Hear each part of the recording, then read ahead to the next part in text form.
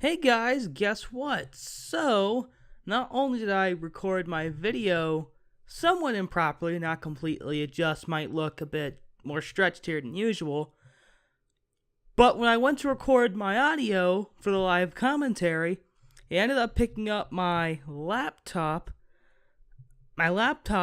microphone rather than my Yeti because technology hates me, I guess.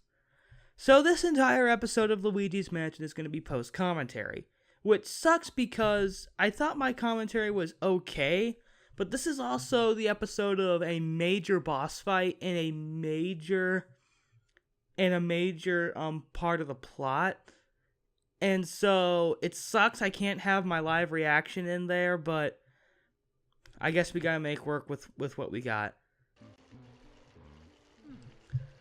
Alright, so here I probably made some kind of intro with welcome back to the mansion. I actually had a take where I started by watering the plant just to hammer in how important it is to water that plant. You gotta water all plants, and also there's a ruby in that sewer pipe. So this is the graveyard area that we've been kind of hinted at before, when we were out on the little balcony, saving with Toad. And both of those gravestones, the one I just hit and the one to the far left, give you hearts. Here, I'm not sure what I was doing. Oh, I know what I did. I made some, really crappy joke and decided that it was gonna do a post-editing joke where I just cut away to where, we end the series or something, because I made a bad joke. And so we got more Mr. Bones, which were just introduced. A really funny moment comes up right here. Yeah, I got hit when I said I was going to do a no damage run. These skeleton guys remind me a lot of the guys from Majora's Mask. When you meet Dompe in the graveyard, and you wear the mask, and they think that you're the supreme ruler.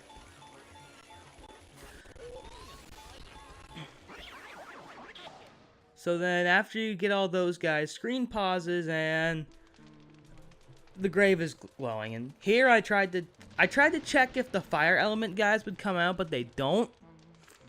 So you walk up to the grave.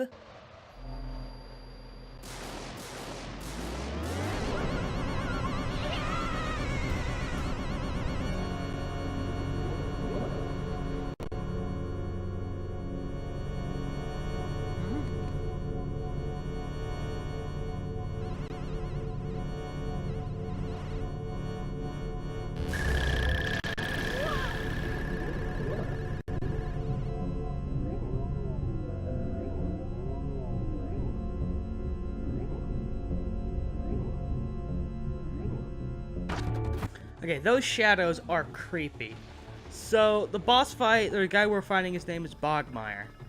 Bogmire is probably one of the more interesting aspects of this game and what lore that it actually has.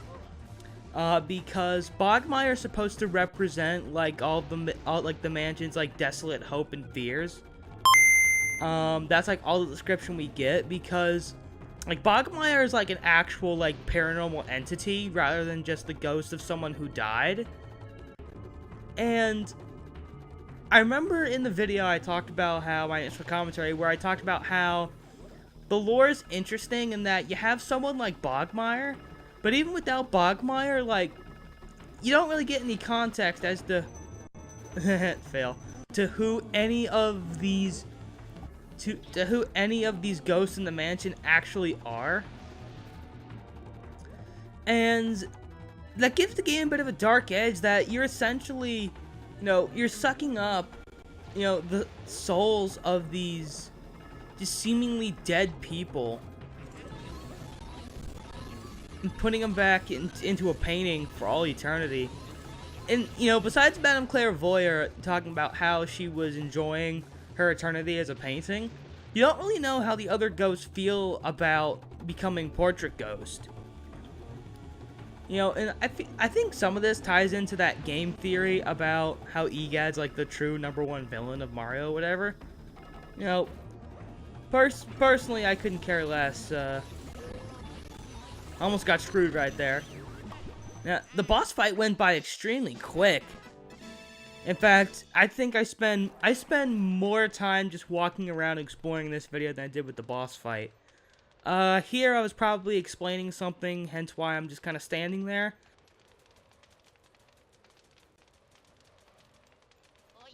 So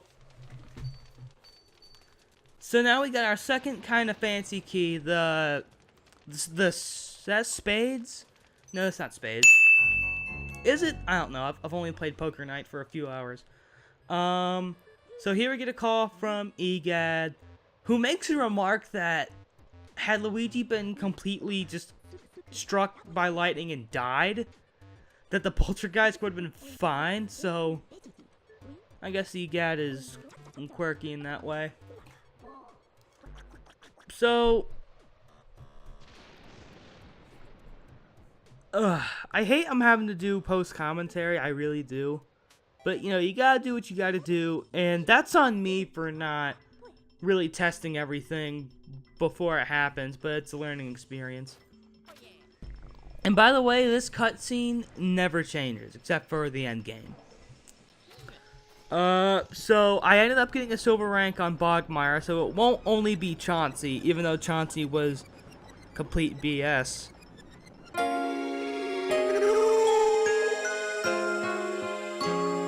But, like, that episode in general, episode 3, it's not my favorite anymore, but when I first made it, like, I'm still, like, really new at all this crap. I thought episode 3 was, like, the greatest thing I'd ever made, ever. I went so far as even to do, like, this is stupid, but I did, like a director's commentary, like how you see movie commentaries, you know, I guess special features. I did one of those with my buddy Sam, and just because I thought episode 3 was seriously like the cat's pajamas. I thought it was the best thing I'd ever made. And I like all the episodes I've done, but episode 3 was... I don't like it for the fact that the whole episode essentially is just one giant shitposting edit. But at the same time, I felt like it was kind of a breakthrough in terms of me editing. Like, in episode 5, a little bit of 4 and 5, no, 5 and 6, I'm sorry. I pulled back on the editing a little bit, and as I'm talking about this, we're getting money totals across the screen, and all the ghosts we sucked up. But, so 5 and 6, I tried to pull back on the editing because it's the commentary that also carries the Let's Play. Problem is, when I'm live, I treat it like I'm talking to an audience, and that causes me to be extremely nervous when I don't have to be. And, you know, that's why my commentary is so lackluster and there's just so many pauses. I guess it's different now because now it's more like I'm reacting to a video rather than actual commentary. So, I go to Madame Clairvoyant and show him Mario's hat because I don't think I'd done that previously when I should have. We'll get this explained to us later, but there are 5 items in this game that belong to Mario that you have to recover. And that's what Madame Clairvoyant's for. And I love Madame Clairvoyant's character because she's a psychic, but she's also kind of goofy. Like, later she's, like, trying to get her orb to work, and she's like, come on, you stupid orb. And so I just imagine her, like, hitting it, like, trying to get it to work. And, like, you know, she tries, like, doing, like, a maniacal laugh, and she goes, like, ah. I think she says, like, harf.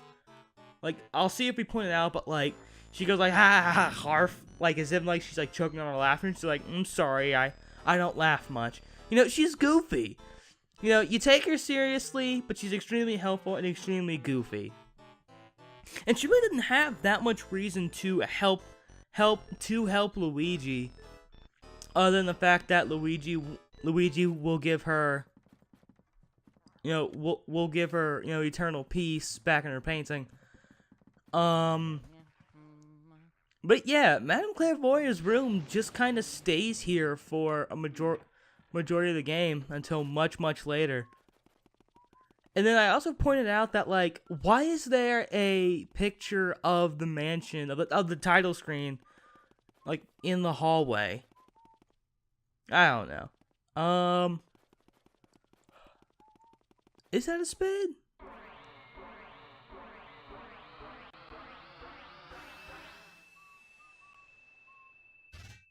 I went silent so that the door cutscene could play. But then I got really excited because, oh, going to a new area and all that. And so now we're actually outside of the mansion, which, as a kid, blew my mind. And then we have these little puffball ghosts, which I'm assuming are supposed to be like birds. I mean, they're essentially bats, and they can hurt you. Here, I'm just trying to get them all sucked up. And I don't do anything there yet. Now, if I go quiet for a sec, and don't have, oh my god, I had a lot of trouble with this.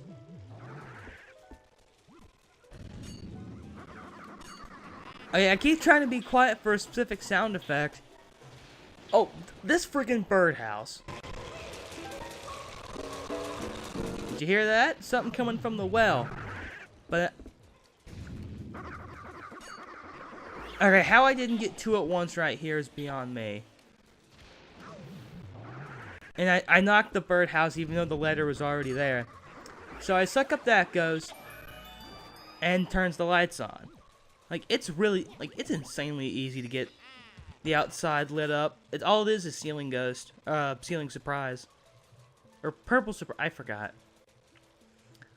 So then you knock on the porta potty and Toad's in there, and I think you can see, like, okay, okay, I guess it's more of a janitor's closet, because if you look back there, you can see, like, a broom. So Toad tells you something absolutely horrible is in the well, and when I was climbing down the ladder and climbing back up later, it reminded me of the sequence from Snake Eater. You can hear it again. It sounds like Mario, don't it? So you go in there.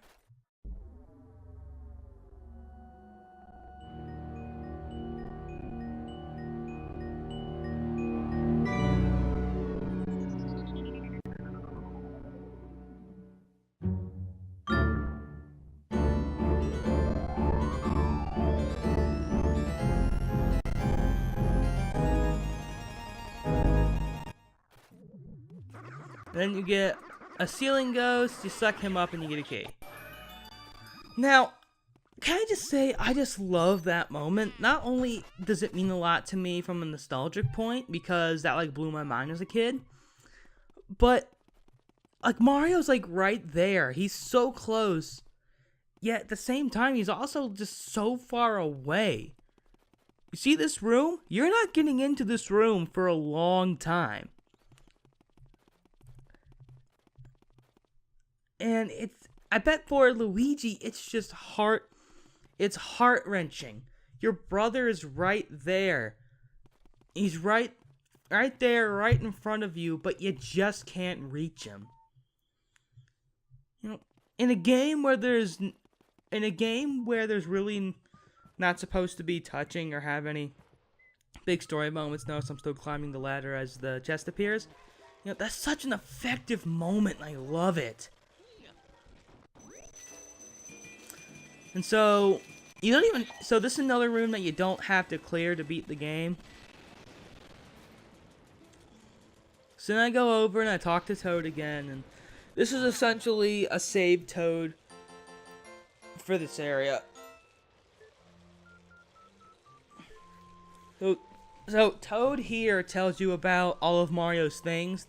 You need a hat, which we got, a litter, which we got, a shoe, a glove, and a star. Five items, and I say goodbye. You're a true Mario, brother. That's funny. So anyway, talk to him again, then you say, yeah, I'll do it.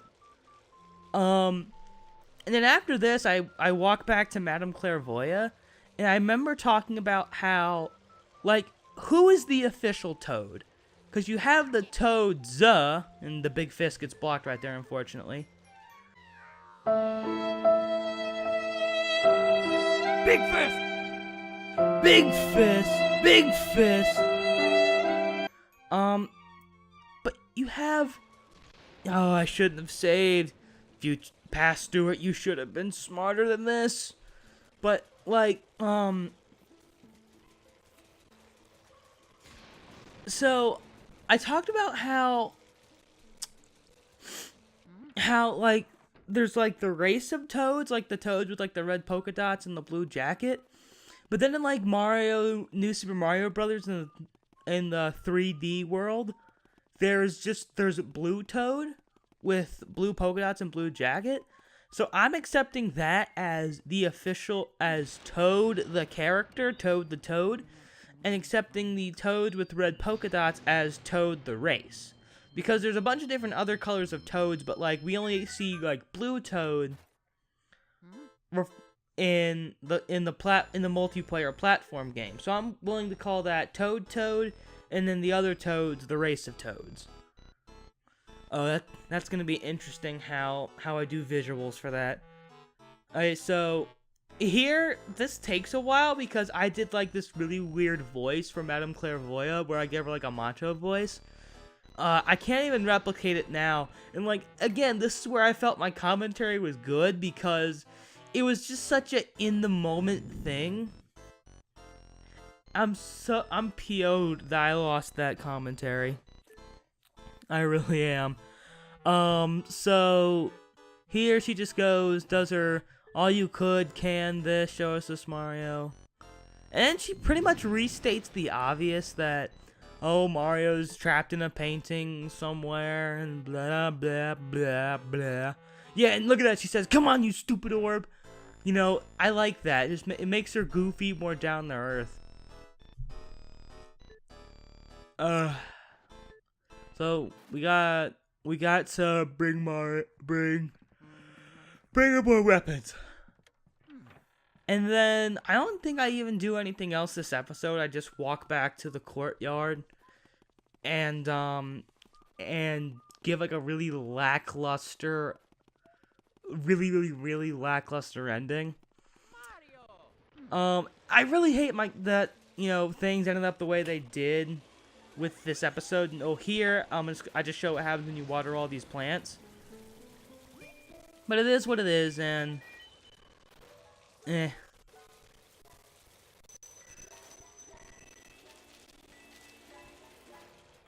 So yeah, that's pretty much all I got. You get an emerald right there. And besides that, I pretty much just walk up to the next door we need to open and just go, wait till next time on Dragon Ball Z. Nah, I never did watch much of I don't even know. What was I doing there? I don't know. Anyway, I'm not going to do it next time on Dragon Ball Z. But I think I'll leave you guys with something different. Anyway, whenever we meet next time, I will see you guys then.